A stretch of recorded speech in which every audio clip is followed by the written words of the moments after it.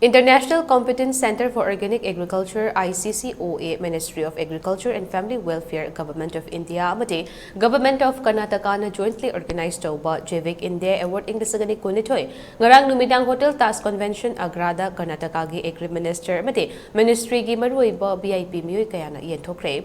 Organic Agriculture kidamag India da amatangay award asi English Kunithoy gi oina category mapan pibagi manungda MOVCD in ER Agri gi makata leba Chak-hao Poirieton Organic Producer Company Limited Imphal West na India gi oina ani shuba tabu gi award fangki amati Manipur Organic Mission Agency MOMA Department of Horticulture and Soil Conservation na India gi oina ani shuba oina award fangki.